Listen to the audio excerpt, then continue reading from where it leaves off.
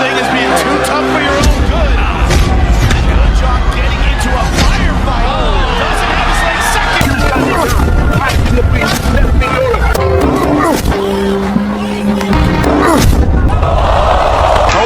shot there on the inside. Right hand. Usapang boxing, palitan ng mga malalakas na kamao. Isang halimaw mula Mindanao ang lumabas ng susunod sa yapak ng nag-iisang 8th Division World Champion na si Manny Pacquiao.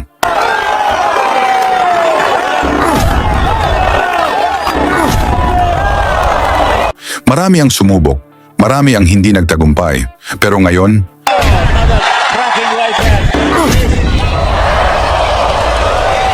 may isang pangalan na unti-unting umaangat, tahimik pero delikado. Siya si Weljon Triggerman Mindoro, isang knockout artist mula Zamboanga, Mindanao. Perpekto ang kanyang record, 17 panalo, 17 knockout. Walang talo. Hindi siya umaasa sa puntos. Hindi siya naghihintay ng desisyon. Sa bawat laban niya, isa lang ang plano, tapusin agad. Sa modernong boxing, bihira ang ganitong klase ng dominasyon. Isang suntok lang, kayang magbago ang lahat. Ayon sa ilang eksperto, kung magpapatuloy ang kanyang momentum, posible niyang maabot ang isang bihirang record, 30 panalo, 30 knockout, walang talo. Sa ngayon, nasa Amerika si Mindoro, tahimik na naghahanda, walang ingay, pero ramdam ang seryosong preparasyon. Pinapalakas ang katawan, pinapino ang galaw, at mas pinatatalas ang kanyang knockout power para sa mas malalaking laban sa hinaharap, para mas maintindihan kung gaano siya kalakas. Balikan natin ang ilan sa kanyang mga knockout. Una si Jaime Munguia, isang undefeated na Mexican prospect.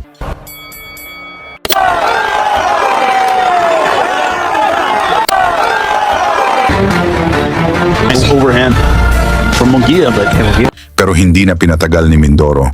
Maagang natapos ang laban matapos ang sunod-sunod na suntok.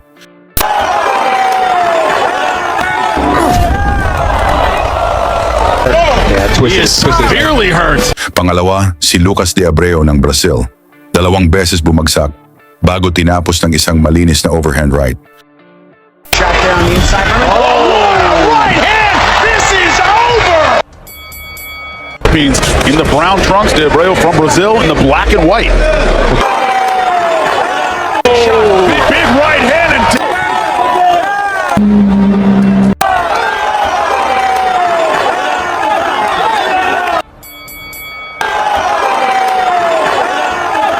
Shot there on the inside. right hand. This is over. Pangatlo si Tyler Goodjohn ng United Kingdom. Matibay at palaban, pero hindi kinaya ang pressure. Paulit-ulit na bumagsak hanggang ipahinto ang laban.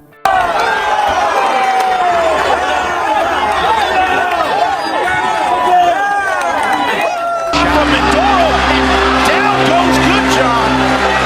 Such thing as being too tough for your own good. Goodjohn getting into a firefight. Doesn't have his leg second. Pang-apat si Mao Tameda ng Japan.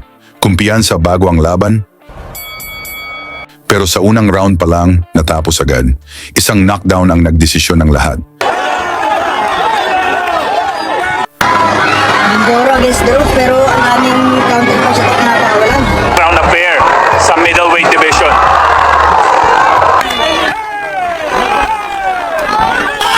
Nice man to kay Mindoro!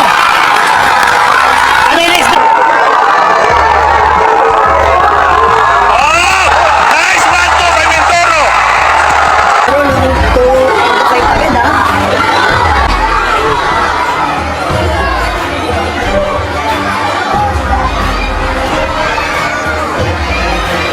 Nice body by Mindoro. Follow by your uppercut. What a right by Mindoro! Panglima si Joel Camilleri ng Australia. Mainit ang simula, palitan ng suntok. Them coming inside the distance. No strangers fighting outside of the Philippines to claim Olympic gold, and the rest of Shields, of course. So Camilleri, no stranger to going the 10-round distance, so 8 rounds he fears for him.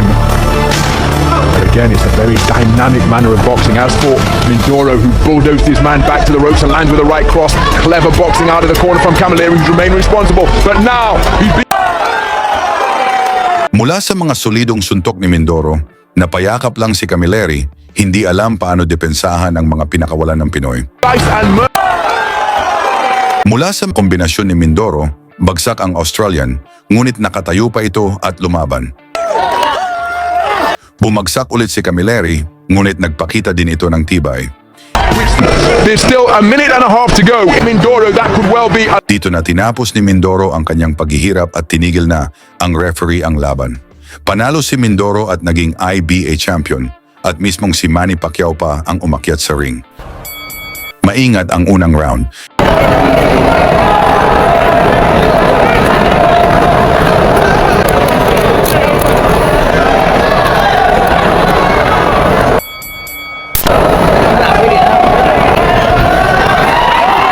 Pero sa ikalawa, isang malinis na body shot ang tumapos sa laban.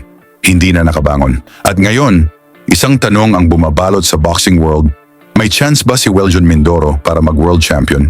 Ikomento ang opinion mo at ilagay kung saan ka nanonood para makita natin kung gaano kalawak ang suporta ng mga Pinoy sa bagong knockout artist ng Pilipinas na si Mindoro. Lagi niyong sundan, huwag magpapahuli. Pag-usapan ni bakbakan, balita niya at laban. Mga Pinoy na di nagpapagapi. Salamat sa mga suporta na lagi nandyan.